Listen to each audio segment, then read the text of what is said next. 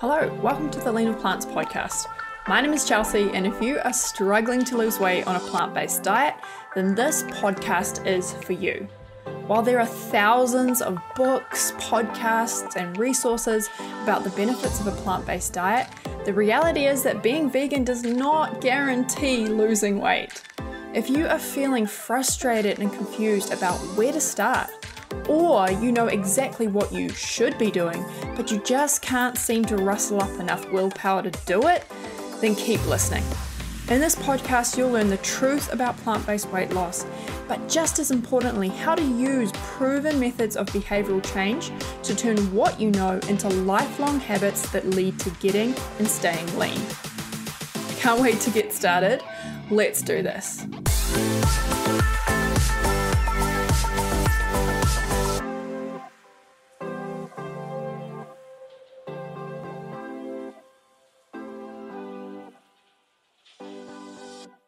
Hello and welcome to the podcast. I just want to acknowledge the fact that you're here listening to a podcast about how to improve your behavior and your habits, whether that's around food, weight loss, gymming, fitness, whatever it is.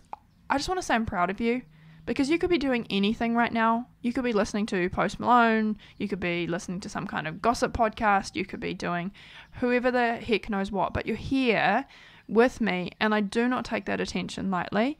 And I do not take it lightly that you want to improve your behavior, that you want to become a badass, that you want to become the hero of your story. And that's worth celebrating. So before we get started on this, I want you to pause this episode, give yourself a pat on the back, celebrate a win. We all know, well, if you're not new to Lean with Plants podcast, you know that's an important part of building a habit, is acknowledging that you are amazing for being here. And I'm proud of you. All right, now that that's out of the way, let's talk about building unshakable routines and habits. And I thought about ways of sexing up this episode, and spoiler alert, I didn't really come up with anything. But it's super important because our routines are determining who we will be tomorrow. Our routines are really just those consistent actions and habits that we do on a weekly and daily basis that are going to lead us to who we will be. And whether we have positive or we have negative in terms of helpful or harmful routines, we all have them. We all have behaviors that are consistent, that we've put on autopilot, and where we are right now, whoever you are, whatever you're doing, whatever state that you're in right now, your routines have massively contributed to that. Let that sink in for a moment. Your routines have led to where you are today, in as much as you can control, and we can control a lot. Right? Because we're the heroes of our stories. We're empowered people when we choose not to be victims. We have a power perspective. If you want to learn more about that, go listen to the last episode. So if you're looking at your life currently and you're like, you know what, I don't want to be in this position a year from now or 15 years from now, when you bring that out over a wider timeline, then you're going to have to create different routines, because our routines are things that they're so consistent and that we do them so often that they're the behaviors that become really just the bedrock of our lives. They become who we are in essence. And so we have to just really create routines and habits around who we want to be. And once we do that, no matter what happens, no matter the circumstances or the peripheral around that, as long as we do them consistently enough and do them for the long haul, then even if we don't see the fruits of those labors on a daily basis, at some point they pay off, because they can't help but not to. So that's why they're super powerful. Think about it this way. If you were to consistently go to the gym and work out for an hour 3 times a week, so just literally 3 times a week you work out for an hour, 3 hours of your week, it is unreasonable to think that 10 years from now, if you had continued on with that habit, you would not have some kind of phenomenal result, or at least be hundreds of times better off than if you had not done that habit. And the reason I've been thinking about this more is my mindset has shifted so much over the last couple of years from being what is the result that I get from a certain action to being what are the kind of behaviors and the kind of routines that someone that I want to be like has in their life. What are those things that they do consistently? Because we're very obsessed with results and outcomes. We always want to know what is the hack that allows us to get somewhere. But most of the time, those hacks and being results focused doesn't allow us to actually become that person who is going to either get to that goal or maintain it for the long haul, because we kind of short circuit that process of building things that we can maintain. Anyone can lose weight over a 6-week period. A lot of people can white knuckle a diet, no matter how difficult it is, for a couple of months. I have done that at times in my life. I don't know if I would be able to do that now. I mean, I definitely could, but it would be certainly harder knowing that I don't need to do that. But most of us have done that. Most of us have done that dieting thing for a very long period of time. But the real question is, did we build habits? Did we build routines that were consistent? And I'm going to guess that if you're here listening to this podcast, you probably didn't. So routines are less about the goal and they're more about the becoming. They're more about who we want to be, what actions and behaviors are going to increase our likelihood of success over a much, much longer timeline. Because, like I said, we are becoming someone. We will be somebody 10 years from now. Like, that's inevitable. The passage of time in our behavior is going to accumulate to us being something different or very similar to who we are today. So rather than fixating on a result, we really need to figure out, well, what is the behaviors that is going to lead me towards being that kind of person? And ultimately, that's what our routines do. So what is a routine? A routine, in terms of how I see it, is it's an if this, then that process. And when you look at software, what happens when you click a button? You have some kind of predictable response. If you were to pick up your phone right now, if you've got Face ID on your phone, when your phone detects your face, it opens it. It doesn't start playing music. It doesn't give you a list of your favorite restaurants that you've been to recently. It doesn't open maps. There is a consistent action associated with a consistent trigger. It's like going through the McDonald's drive-thru. If you ask for a Big Mac, you're going to get a consistent Big Mac. You're not going to somehow get a milkshake. You're not going to somehow get redirected down to Burger King. This is probably not the right kind of thing to be saying to vegans. But it's an if this, then that response. You have some kind of action that triggers some kind of consistent response. That's essentially what a routine is. And the way that routines, I would say, differ to habits, they're still very much the same kind of thing, but they're more around the days or the times or the weekly process. Kind of the weekly, daily cadence of our lives is the trigger that induces some kind of response. And so when we think about routine, our most solid routines are always going to be 100% consistent when some kind of trigger happens, because that's what's allowed us to put them on autopilot. That's what's allowed them to become routines. There's a lot of consistency there, like pretty much 100%. So when we think about how routines actually work and building solid routines, we need to think about there being a trigger and some kind of response. Because if we don't have that extremely high level of consistency, then we don't really actually have a routine.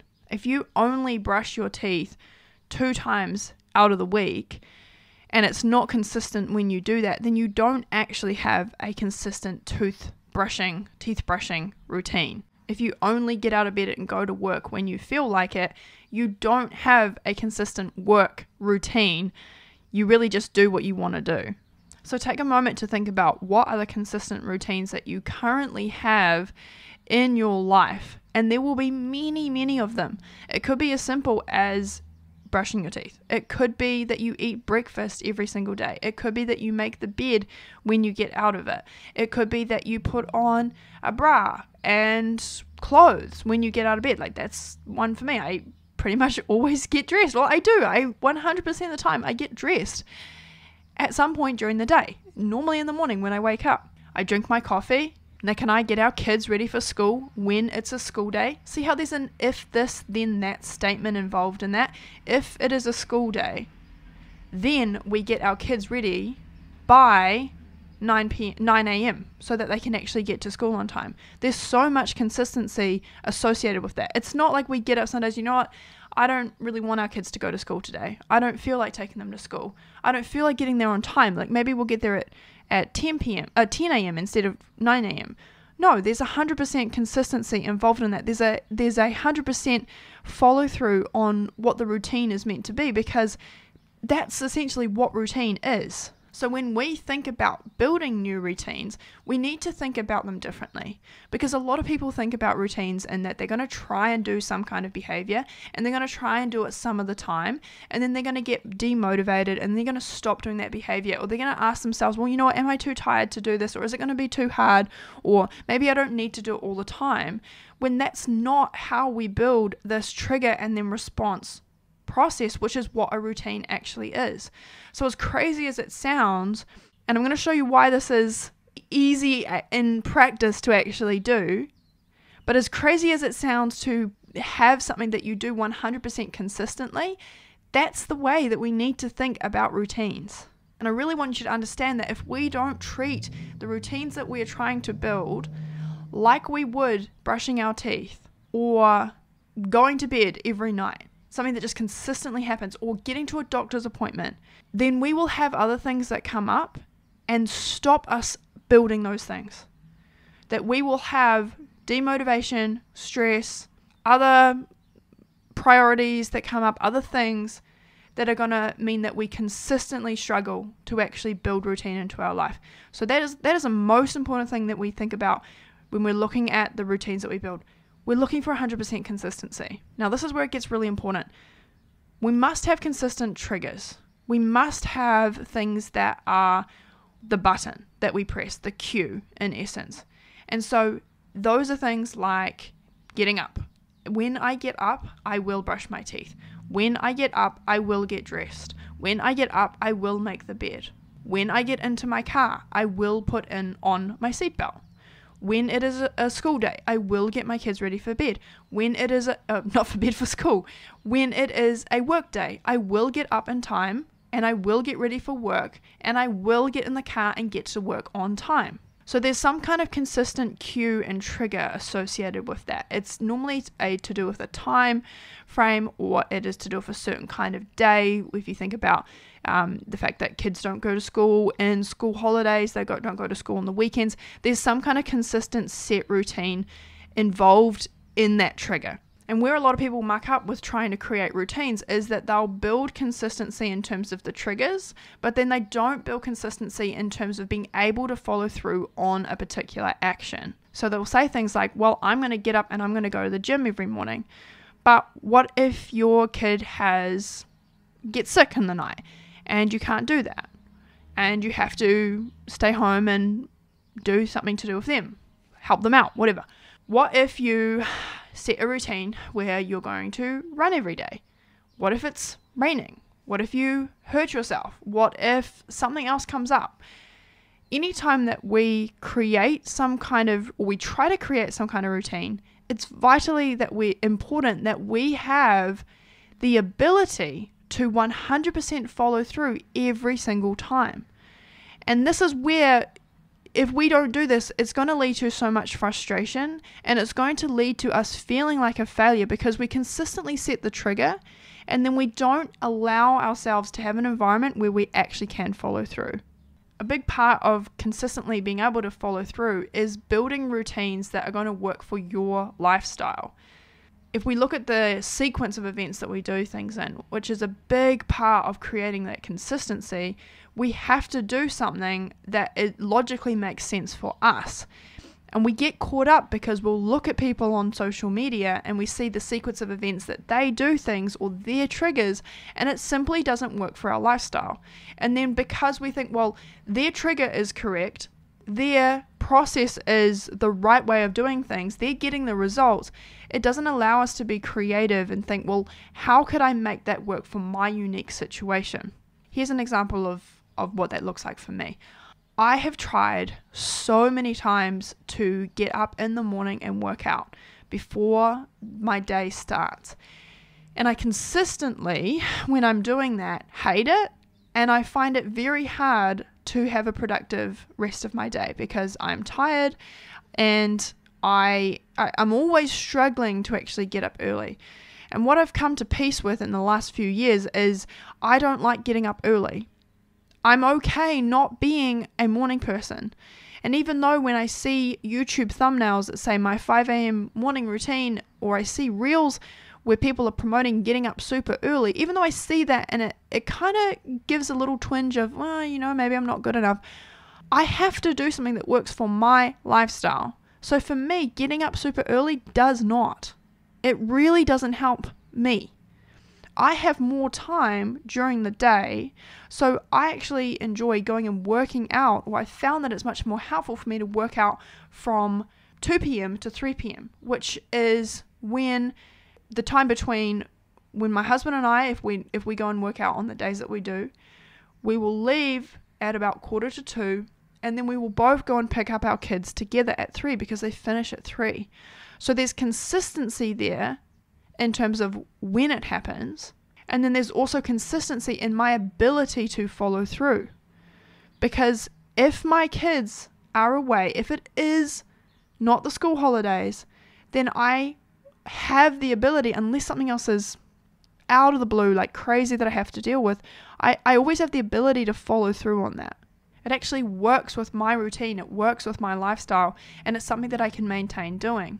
Another example with sequencing is we've always been told to eat the frog, which is essentially do the most difficult things first. And so when I would get into my workday and I'd get into my office, coffee in hand, ready to start my day, and because I'm in a different time zone to the rest of my team, there's always fires to fight. Not only are there fires to fight, if I want to delegate something to someone, or if I want to have a conversation about a task that needs to be done, it must happen in my morning because their workday, the American workday, finishes by the time that I get to 10 or 11 o'clock. So I had this constant battle for many, many years, and it's crazy how long it took me to realize that the simple solution was to not try or put the pressure on myself to do the quote most important thing first, but to actually set some time aside where at least the first half an hour of my day is actually fighting fires. It is actually communicating with my team, and that allows me to have the headspace and the time and the focus to do my really important work, which is things like the podcast, creating content, looking at more like long-term strategy for the business and how to help our clients. And when I was trying to do that important work first thing in the morning, I was constantly feeling terrible because I didn't really have the ability to follow through on that. I mean, I could have white-knuckled it. I could have really forced that to happen. But when I open my phone or I open my computer and I see a million messages that are important for the other people on my team to get on with my day, then me just trying to ignore that, it wasn't actually conducive. So even though, here's the thing that's really important, even though traditional productivity gurus, or traditionally with productivity, you would say, yeah, that makes so much sense. Do the most important tasks first. Schedule them in first. Because of my somewhat unique situation with having people in a different time zone, I did not find that helpful. And so allowing myself the freedom to sequence that differently means that I'm actually able to follow through. The final thing that we need to understand about routines is that they are identity based. And so we have routines, and we will continue to have routines that are centered in who we believe that we are, and they will be strengthened. Who we believe we are is strengthened by the routines that we have. So if you believe that you are a gym junkie or a gym girl, mummy, what is it called? Muscle mummy. I said that to Nick the other day and he's like, what? That sounds crazy. But if you know, you know. If you have that identity, then you will do things that strengthen that. And it's the difference between someone being asked, hey, do you want to smoke? And they say, no, I'm trying to quit, versus saying, no, I'm not a smoker. The actual person and the behavior could be 100% the same. But one person has had an identity shift, or is attempting to shift their identity, therefore their behavior, by saying, no, I'm not a smoker. Therefore, it would be very illogical for me to try and take a cigarette and accept that, versus the other person who still believes that they are a smoker, but they're trying to change that. It's a very subtle shift, but James Clear talks about this in his book Atomic Habits. And what we've seen this time and time again, that identity really is the driver of almost all our behavior. And so this is why it's super important to analyze and to think, well, what kind of behavior do I want to have, or what kind of identity am I trying to build, and then strengthen that through teeny tiny habits, because ultimately we are the sum of what we do consistently, or who we believe that we are, who we are. We're the sum of millions of tiny actions, whether we see ourselves as a victim or a victor. That is going to be evidenced by our actions. So who we are is evidenced by what we do. So part of this is reframing. Part of this is how you talk about that to yourself. So instead of saying like, I'm on a diet, I can't have that, I'm not allowed, I choose not to because I'm a healthy person. This is something that you can do right now, rather than saying, you know, I can't be organized, I'm always late, I'm a hot mess. I am organized. I will be on time because that's part of who I am. This is why every year inside of Lean with Plants, we do a January identity challenge. And this is really deciding, well, who do I want to be? What is the kind of person that I want to be? And then we create tiny actions and habits that build evidence towards that person. And I've got another episode all about identity and how that affects our behavior, which I'll link in the description, because if this is something that you're interested in and you're finding, you know what, I'm not following through on behavior because that's not really who I believe that I am, then give that a listen. It's very evidence-based. It's not airy-fairy. It's not about believing something and making that happen. It's really just about understanding that we choose how we talk to ourselves. We choose whether it makes sense for us to follow through on behavior or not. Here's another example of that, just to kind of illustrate the power of it. If you are someone who prioritizes their health, then it would make sense for you to invest in those kind of things, because that's what people like that do. It makes sense for you to have an accountability coach. It makes sense for you, if you're a runner, to invest in running shoes and maybe even running glasses, and to sign up for half marathons. Those are the kind of behaviors that a runner would do. If you're not a runner, and if you're just trying to run, then none of those things actually make sense. So the difference is really choosing to reframe how you see yourself, or how you see who you are becoming today, regardless of whether you have that result yet or not, and then having your actions confirm that. I mean, likewise, if you are someone who says, you know what, I'm a foodie, or I'm someone who your identity is centered around going out and getting dinner with your spouse, or going and having a few wines, or having some drinks with the girls. If it is around going and making cupcakes for your family, and that you have an identity surrounding that and how you bring love to your family through food, if that is part of your identity and that is something that you see as part of who you are, I'm just a foodie, I'm someone like that, then it is contrary to that identity to say, well, I'm not going to cook in that way. I'm not going to do foodie things. If you see yourself as a foodie, like, you can shift that perspective. You can shift what the definition of those things mean. This is the coolest thing about changing identity-based behavior and building routines around that, is that we get to decide and create the rules around, I want to have this identity because this identity serves me, and I'm going to decide what those things are. So for me, I've decided that I'm a gym girl. Like, I'm a muscle mummy. I'm saying like that to myself. I know it sounds kind of funny. I'm someone who goes and works out. And so I'm creating the way that I win in that is not whether I have big muscles or not whether I can lift heavy things, not whether I've gone to the gym a million times. It's really every single time I go, that identity is confirmed, regardless of whether I have a great workout or not. I'm confirming that identity. So I get to work out. I get to do this thing that is helping me to strengthen that identity. It's this idea of, this is just what I do, because this is what gym girls do. Even if it's not what I normally do, it's not, oh, I'm going to try and get to the gym. It's like, no, I go to the gym because that's what I do. And then that action is going to confirm that. All right, so we've spent a long time on identity. It's something that I'm super passionate about, and I think that it really, like I said, it builds into everything that we do. But I want to move on and talk about how to build these strong, unshakable routines. And we have to start seeing things as non-negotiable. We have to start seeing our routines that we're building with the lens of 100% consistency. This has changed a lot for me, just even over the past month or so. And it's this realization that they have to come first, that everything else has to come second.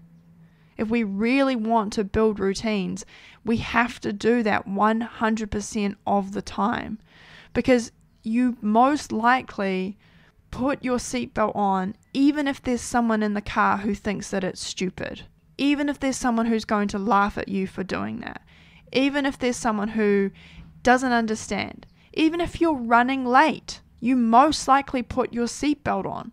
Same with brushing your teeth in the morning. Whether you are going out of town for the weekend, whether you are going on a cruise, whether you are running late for an event, whether you got up late or you got up early, if you have a routine around brushing your teeth, then it is a non-negotiable in your life. And it doesn't mean that it's more important than other things in your life. It doesn't mean it's more important than your kids, but it means that you have a set and forget, that it is a non-negotiable.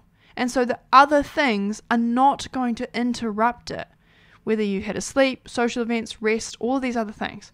And so when you think about routine through that kind of lens as a non-negotiable, then we start to actually get creative about problem solving how we're going to do that consistently. And this is not about time management. That's what is really, really important to understand.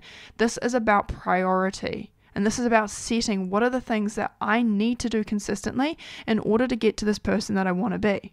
And you get to decide what those are. I'm not saying that you should go to the gym every day. I'm not saying that you should even brush your teeth every day. I mean, there's a lot of evidence that shows that that's a good thing to do. But the real question is, where do those routines or lack thereof lead you? So you get to decide what your priority is, and then everything else gets fit around that. And the very real example of this, it's so phenomenal how much this has shifted for me in even the past couple of weeks. Because I was going to the gym consistently, I was going about 3 times a week, and I realized that I was very much half-assing my workouts, and I was just going and kind of going through the motions, and a lot of time it would be like a 20-minute workout or maybe a half an hour workout, and I wasn't really pushing myself, and it always felt like an interruption to my day. It was always like, oh, finally today is rest day, and I was only going 3 times a week. Finally today is rest day. I don't have to go to the gym. I can get so much more work done, which is not actually accurate anyway. And then I realized that I had this epiphany. And I was like, you know what? I want to get strong, and I'm very motivated to be in the best shape of my life in terms of strength because of skateboarding, because I passionately love it. I passionately want to be proficient and better and be improving year on year on year. I'm getting older, and I want to protect my muscles as I age. So there's this very, very strong why for me. And I really want to be a strong, muscly person. And what I realized is that I was seeing my workouts as an interruption to my day, as opposed to something that was vitally important, a non-negotiable that I needed to set first, and that I would figure out ways to fit other things around, that I just really needed to shift my priority. And so my priority prior to that was get as much work done as I can. It was really, if I'm in the zone for work, I'm going to keep working.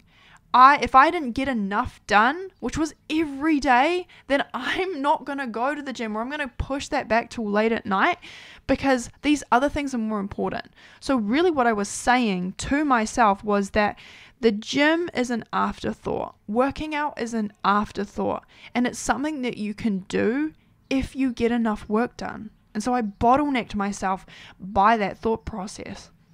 And the moment that I shifted and I realized, you know what, this is who I want to be, coming back to identity.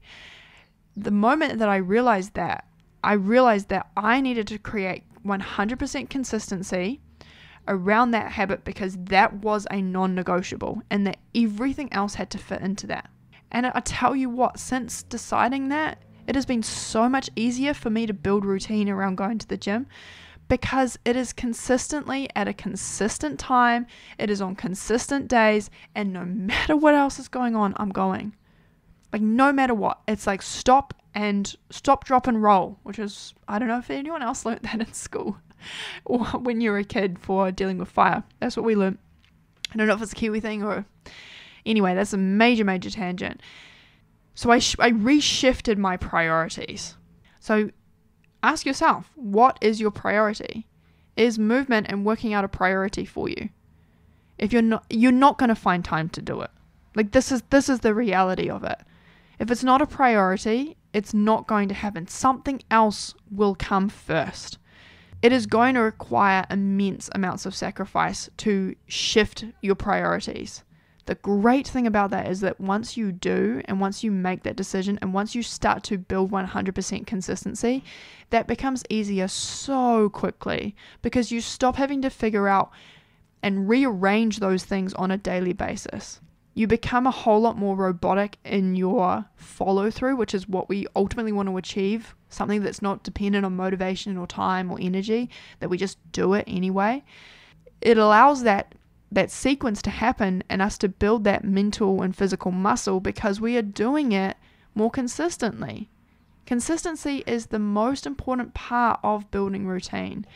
And so when we're looking at our routines, we want to ask ourselves, how can we create that 100% consistency? And that's what I talked about in terms of allowing the trigger, or allowing the action, to be consistent, and then the trigger to be consistent. So what that looks like in terms of my routine is that, like I said, 2 p.m. rolls around on a Monday, Wednesday, and Friday, and I go to the gym. And so everything else is scheduled around that. I don't have calls scheduled around that time. I don't have doctor's appointments scheduled around that time.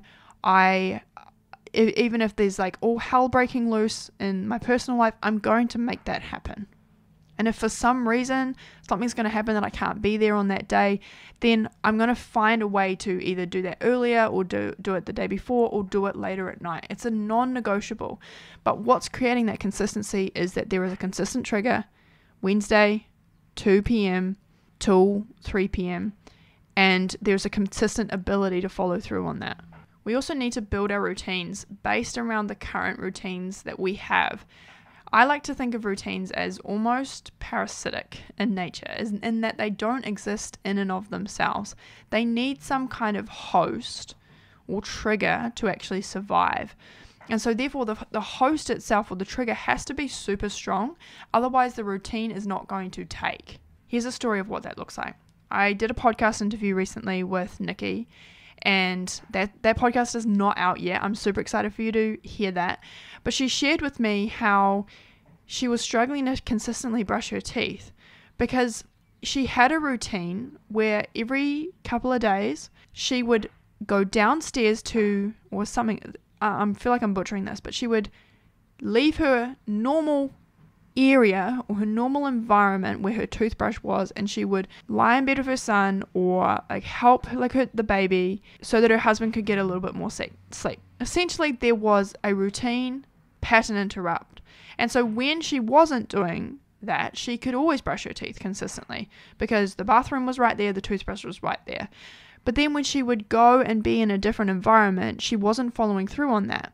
And the crazy thing here is how much this bottlenecked other areas of her life, because the story she told herself was, well, if I can't even brush my teeth consistently, then how am I going to build these other habits? I'm sure we've all told ourselves those kind of things as well. The very simple and easy shift was her simply getting another toothbrush and putting it in that environment so that she could do that consistently, because she had built a routine around a current routine. She had built a toothbrushing routine around going to that bathroom, around a consistent trigger. There was already consistent routine there. There was already a host, if you will. But then when she left that environment, the host wasn't there. There wasn't any kind of consistency in terms of a trigger. And so she had to just create that. And once she did that, it allowed her to get consistent again and actually build a new routine around brushing her teeth consistently in that different environment. So we can't bottleneck our routines. We can't have something that then stops them, our ability to actually follow through on them, because we don't have them attached to anything that is consistent. And here's an example of that. If I decide that I want to set a routine where I want to skate at 7 a.m. every day, what happens if there's a wet day? What happens if the ground is wet? I've talked a little bit about this as well. Yeah, that's a consistent routine that I have in terms of that I get up every day, but I can't possibly skate every single day at 7 a.m. because there's too many circumstances where that is not going to be able to be followed through. So 7 a.m., just because it's 7 a.m. is not consistent enough a trigger for me to actually follow through and do that. And this is where we fail if we just set alarms for things. So setting alarms for things or setting reminders, those can be great ways to remind ourselves that we need to do something. But if you've got a phone reminder or an alarm that goes off for you to do a push-up, for example, you're not always going to be able to just drop down wherever you are in the supermarket and do a push-up. So there has to be some kind of routine already built that allows there to be space where you can actually follow through on that action. And this is the biggest issue that I have with this idea that we need to eat when we're hungry and that we have to be in touch with our hunger and fullness cues about when we start to eat. It doesn't allow us to create routines around food. It's totally dependent on how we feel on the moment. Hunger is super subjective. What happens if we're out somewhere and we get hungry and we don't have any food with us? It doesn't allow us to actually build any kind of routine. Whereas when we build routine around when we eat, that doesn't have to be like at a consistent time necessarily. It's helpful if it's around about the same time, but we can create consistency around that trigger so that we're able to follow through on and build that kind of parasitic response to that. If you have a habit that when you get up in the morning, you brush your teeth, you get the kids ready for school, and then you sit down and have the breakfast that you made the night before, then that's a very consistent routine that you're able to create because you already have that routine in place. If you want to start flossing your teeth, it makes sense to attach that to a routine that you already have of brushing your teeth. You're not going to try and floss at some random time in the middle of the day when an alarm goes off. That just doesn't make sense. You're not going to follow through and do it. Another word for this is habit stacking. It's about creating routines or creating patterns of behavior that are dependent on some other routine happening. If we come back to that skateboarding analogy, I can't necessarily get up at 7 a.m. every single day and skate because there's just too many circumstances that don't allow that to be a consistent trigger or a consistent follow through. But if I want to get better at doing an ollie, for example, then I can have a consistent trigger of every time that I'm on my trick board, I can practice that a couple of times because the trigger can stay consistent. I'm not trying to create anything new per se. I'm just attaching a behavior that I want to something that is already going to happen at some point. This could be as simple as adding in stretches to a workout. You're not committing to stretch at some random point at some random time, but you're saying, you know what, I'm going to have consistency around doing this action when I finish my workout, no matter what, or when I start my workout, no matter what. And these can be some of the most effective things we do in terms of weight loss because we can build habits around our existing routines around food. Some of the ones that have helped me the most is simply cooking without oil. So when I go to cook, which is a consistent trigger, I have a parasitic routine that I don't cook with oil, that I cook with water. So it wasn't very hard for me to stop this habit or to change this habit because there is a consistent trigger. And I do that 100% of the time. This is where it's really, really important. It's not some days I cook with oil and some days I don't. It's 100% consistent. I also add a ton of veggies whenever I'm cooking. I have this internal game where I'm like, well, how many veggies can I add to this meal? There's a consistent trigger and there's a consistent response there.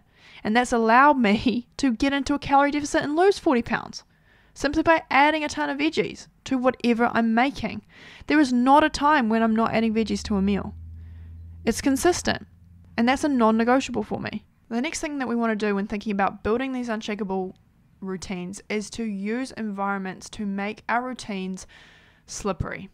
I had a lot of fun with this and coming up with this idea of how to make things slippery. I've talked about this in other episodes where we want to slip into the behaviors. We want to grease the surface, so to speak, so that we cannot help but get to that behavior, that everything is set up to almost force behavior to change.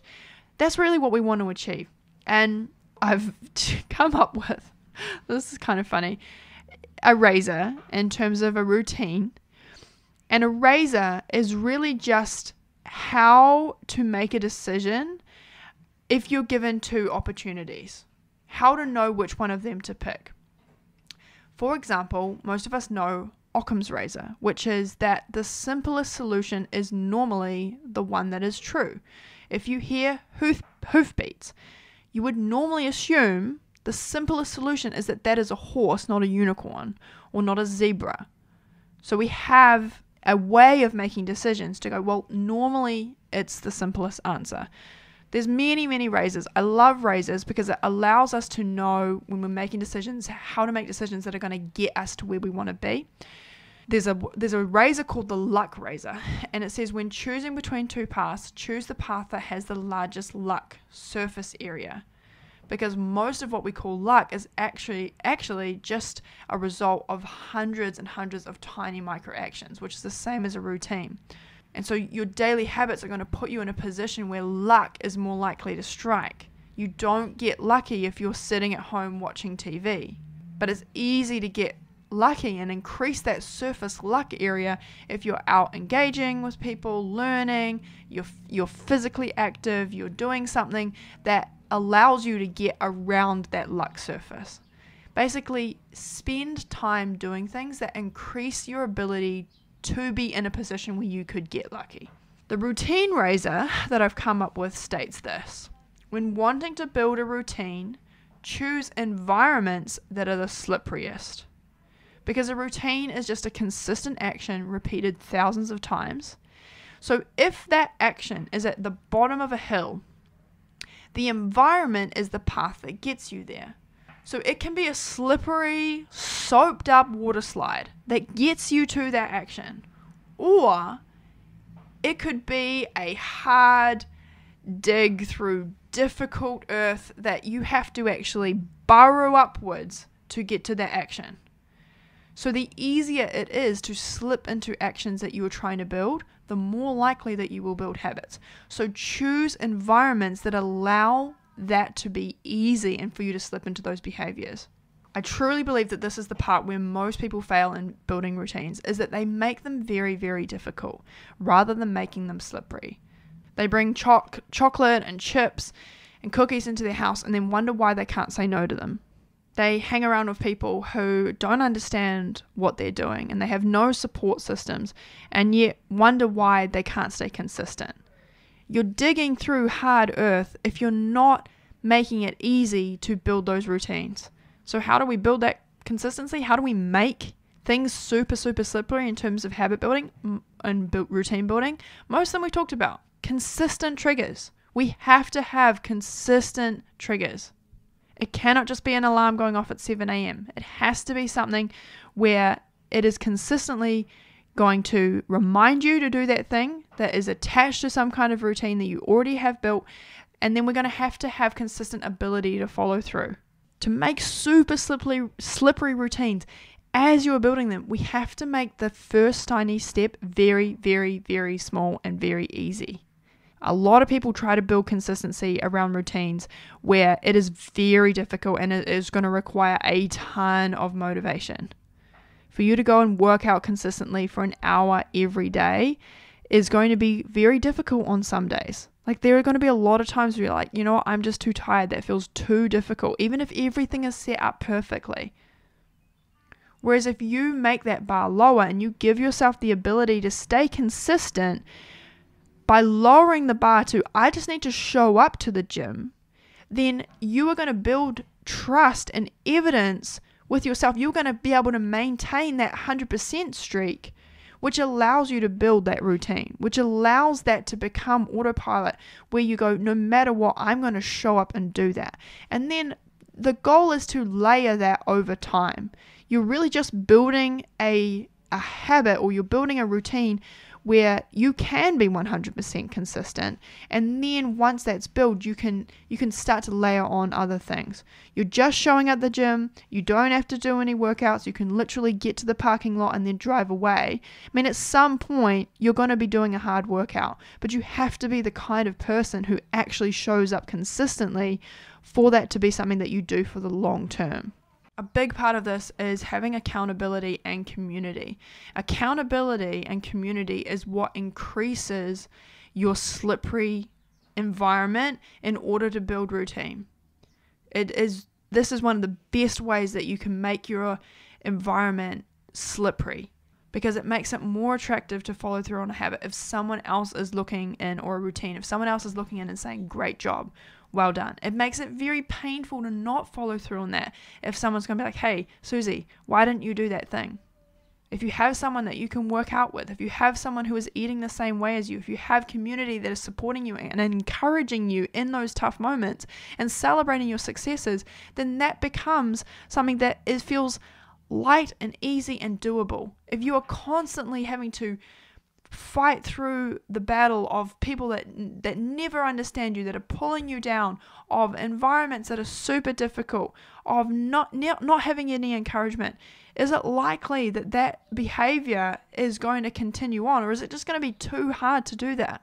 There's this phrase that we become like the 5 people that we spend time with. I 100% believe this. It's one of the big reasons that I'm very keen to move our family to America, because in the small town that I live in, it is not easy to get around people who are challenging us and allowing or showing an environment where the kind of behavior that I want to have is normal.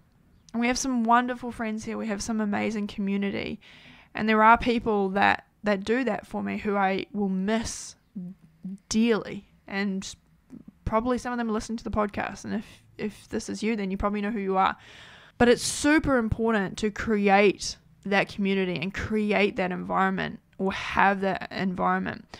A little story on this: one of these people is someone that I spend a lot of time with, and her husband are very, very wonderful friends of ours, and we have started going to the gym 2 days a week together, myself and this girl that I'm friends with. And all of these things that I've talked about, we've kind of set up to make this super, super slippery to stay consistent. There's a consistent trigger. So we go at 5:30 p.m. on a Tuesday and 7 p.m. on a Thursday. There's consistency there because it works with her schedule. So I need to know that, and now that I know that, I can just go. I don't have to arrange with her. I don't have to say, hey, you're going to show up.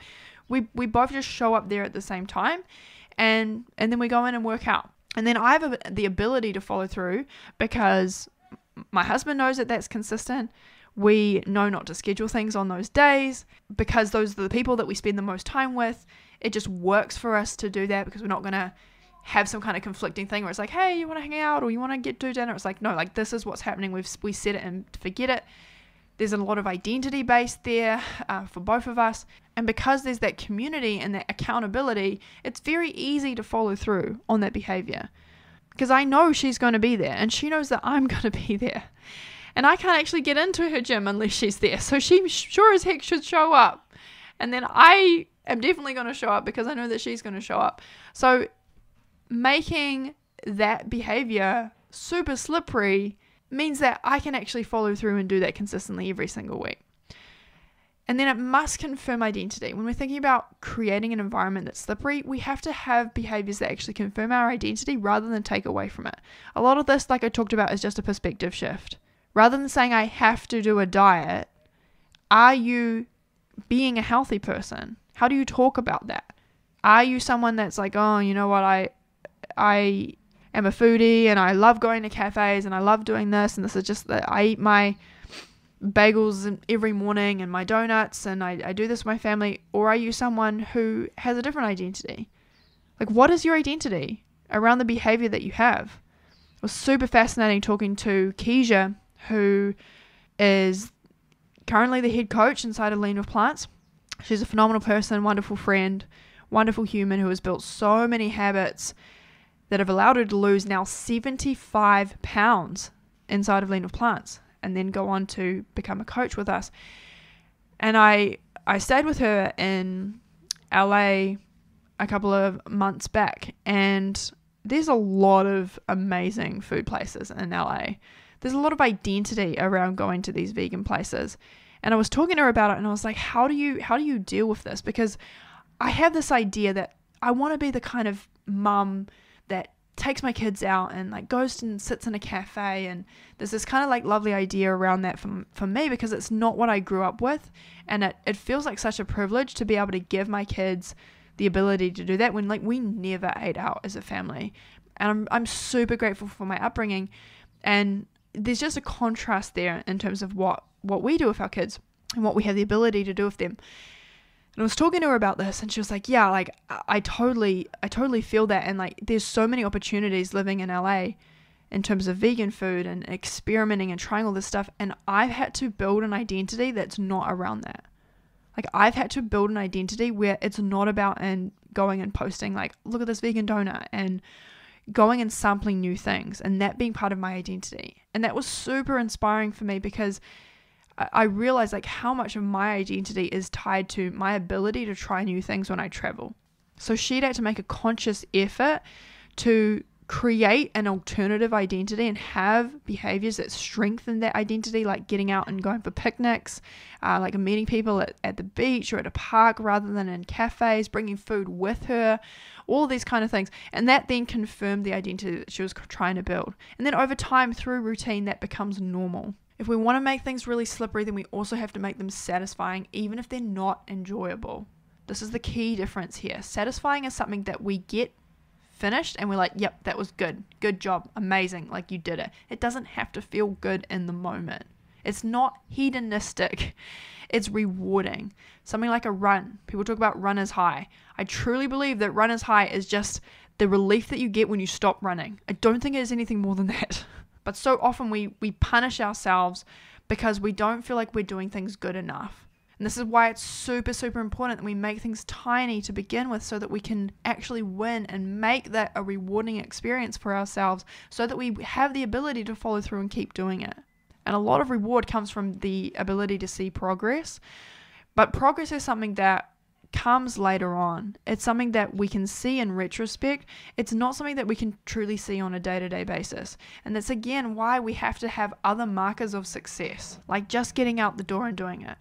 And I was at the gym the other day with my husband. We've built this consistent routine. I'm super excited about it. It's amazing to have community with him. It's amazing to build this identity with him, where we go 3 times a week together, and then I go the other 2 days with my friend.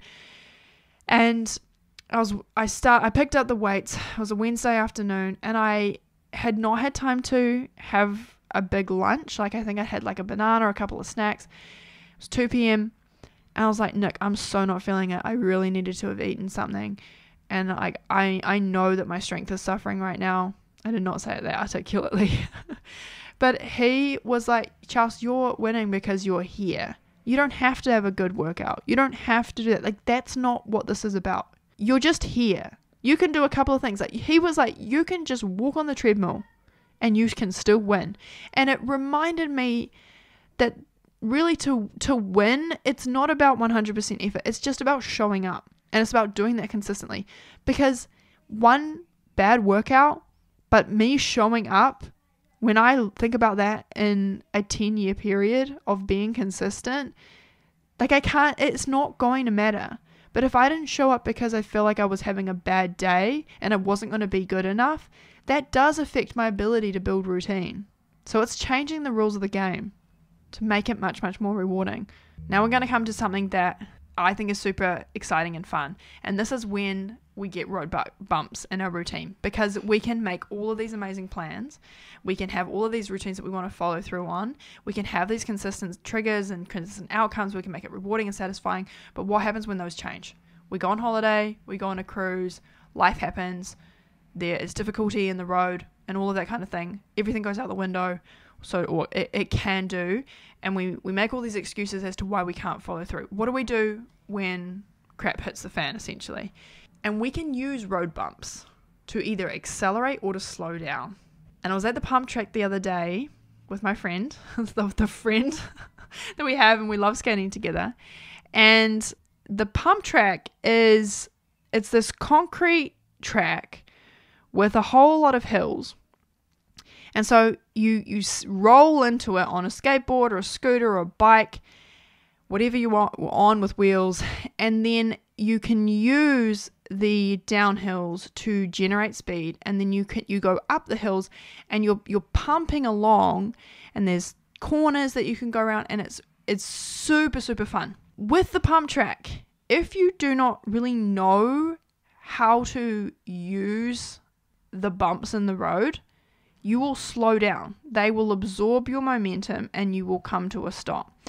And I love the pump track now. I am definitely a ton better than when I first started. But when I first started, there was this one kind of round that I couldn't get through. And most of the time you get worried that you're going to go too fast. And then really the problem is that you go far too slow and you stop. And I would watch these guys go along on the pump track and they would be generating so much speed, and I was like, how do you do that? How do you build momentum? How do you continue going on? Like, it's not about how fast you enter it, it's your ability to go over these bumps. And so my friend and I we've been going to the pump track more, and we've been trying to get better at the pump track, and she's just like come like such a long way. And so now I'm at the point where I can get all the way around the pump track. I can use those bumps. I know how to use those bumps to generate more speed. And I was watching my friend a couple of days ago, and she was able to actually use those bumps for the first time, and rather than stopping, use them to actually gain some momentum. And it really, really got me thinking about what happens, or how that's just such an analogy for the setbacks and the roadblocks that we have. Because when our routines are tested, rather than that being an obstacle, that can be an acceleration. That can be an acceleration of our habits and our ability to follow through and our identity like nothing else. And that our routines, when they are tested, give us the ability to become fighters. They give us the ability to become the kind of people who can do uncomfortable things and follow through no matter what. And when I was writing this outline, the first thing that I thought of was that this allows us to become robotic, and it allows us to remove the emotion from it. And as I was researching this, I realized like I wanted to rewrite that, because it's not the purpose. The purpose is not to become robotic, where no matter what is happening, we can follow through and there's no emotion to it. Because there's been so many times where I've like, I wish I was more robotic. I wish I could just like sit and forget, and I wouldn't get distracted, and I'd be like, I'm going to have a super productive day today, and I'm going to start at this time, and no matter what happens, I'm going to stop at this time, and then I'm going to work on this important task. And then I do it sometimes, most of the time. Like I really don't. And that's frustrated me for a long time. And I've always been like, I wish I was a robot. I wish I could just like go and do that. But we're not. And we have emotions for a reason.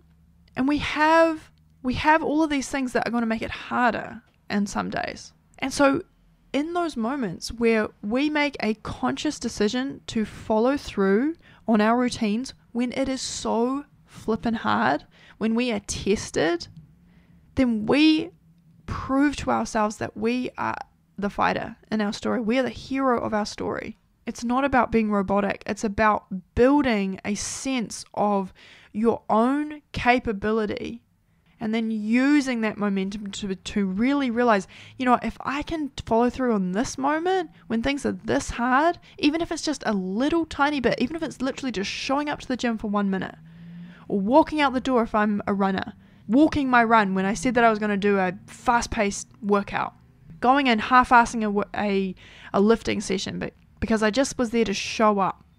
When we do that, it changes the way that we think about ourselves. We become the fighter and the hero in our story. And my daughter says to me all the time that she wants to go to war. I don't know why. I do not know where she's gotten that. She's 5 years old. I'm like, what do you want to do when you grow up? She's like, I want to go to war. I want to go back to World War I. I'm like, I don't know if you want to do that, my darling. And she, even the other day, I was like, why do you want to go to war? And she's like, to fight for my life, which I thought was cute and funny.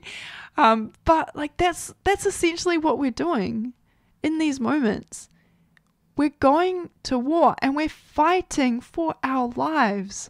We're fighting for our future selves. And so just like myself and my friend at the pump track, you can use those moments to accelerate who you are and your ability to follow through on routine, or you can use them as an excuse to slow down. That is a choice that you get to make. Getting out the door is going to be a huge effort when you're tired. And so when your routines are not dependent on your emotions or your desires and they happen regardless, something changes inside of you. I really felt this when I was doing the 5K a day running challenge. It's wild to me to even think back and be like, I ran every day, 5Ks every single day for nearly 90 days. I got COVID at the end of it and I decided not to continue because I really didn't want to have long-term effects of that. And it's super wild because when I think about that level of consistency, doing something quite difficult, every single day, I'm like, how did I do that?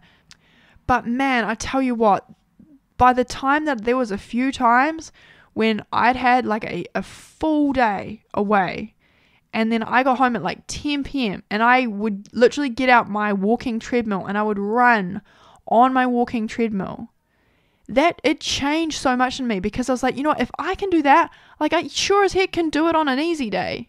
And then because I was in community as well, seeing the people that I was doing that challenge with, one of the girls, she couldn't get any time away from her baby on a particular day. Her husband's working shift work. She ran up and down her street 40 or 50 times to get that run in, to get that 5K in. So when you see that, when you prove to yourself that you have the ability to follow through, it changes everything. That's where you really accelerate results. That's where you really accelerate progress, is when you're tested. And the thing is that we are doing this with some kind of routines. We're not stopping our routine of brushing our teeth when we travel. We're just in problem solving mode. We're thinking about, well, how can I make it work? I'm going to bring my toothbrush with me. I'm going to figure out where I'm going to eat. I'm going to look up some restaurants. We all do this. We're not going to just stop eating because we go to a different city. We look up where we want to eat. We ring. We make a reservation. We walk there. We get an Uber. We problem solve. It's not, am I going to eat? Nah, too hard. It's, I'm going to figure out how to make this work. And we can have that same level when it comes to the routines that we're building. They're just going to have to be slightly modified, but we can stay consistent with them if we set them up to be this slippery. And then you get a few bumps in the road and you are just away flying because you've proven to yourself that you can do that. So the end game of building these routines, what does this actually achieve for us when we do this? Number one is our identity changes. We have proof that we are becoming who we want to be, that we are today who we want to be, and that those results are inevitable over time. This gets easier and easier the more you do it because it is becoming who you are. It's not just, I'm someone that sometimes goes to the gym. It's, I'm a muscle mummy, and this is going to trigger some people for sure. But I'm going to get there every day because it's just who I am. And then no matter what happens, that is just something that you do. So identity changes, most importantly, is we get the result. No matter what, if we do that thing over and over, we cannot help but get the result. Do the thing so that it is unreasonable that over the long term you would not get there. It is unreasonable that if you were to go to the gym or 3 times a week for the next 10 years and then work out and build a routine around that, it is unreasonable that if you want to do a pull-up right now that you would not be able to do that at some point, or at least be 10 times, 100 times closer to where you are. And finally, we get freedom, because when we build routines, it allows us to focus on other areas of our life. Because I very highly doubt you are using brain space right now to brush your teeth consistently. I very highly doubt that you are using a ton of effort and motivation and willpower to decide whether you're going to get up and go to work every day. It's something you probably just do, or feed your kids, or pay the bills, or anything else that you do. It allows you to move on to more important things. And this is the freedom that 100% consistency and building those routines allows us to do, because we don't have to think about will I or won't I, and we just do it. And so the more consistent we are, the more freedom that we get. Like, it's a crazy kind of trade-off, because we just get on with it. And ultimately, I think this is the most important part, and this is the biggest thing that has changed for me in losing these 40 pounds and being able to keep them off, is just having these consistent routines. And so that now I can focus on things that feel so much more important to me. And it's not that they're more important. Remember, we talked about priorities. It's not that the building a business or becoming a skateboarder or everything I want to do in terms of motherhood and all these things, it's not that they're more important than losing weight. It's that I get to put that in its place. That I had to build a routine around the food that I ate that allowed me to then move on to other areas of my life. It was a stepping stone. And I don't have to think about it anymore, because I've conquered that. I've built routine. It's consistent no matter what. And yeah, there's little bumps in the road, but I get back on track. That is the purpose. That is why we are here. Is that ultimately we want to move on and do better things with our lives. So, recap of that, we're making habits slippery, we're making routines, we're looking for 100% consistency. In order to do that, we want to have consistent triggers, we have to have the consistent ability to follow through, we want to make the first step of the routine the goal that we have. We want to layer that once it gets more consistent. That could be as simple as walking out the door or getting to the gym. You don't even have to work out.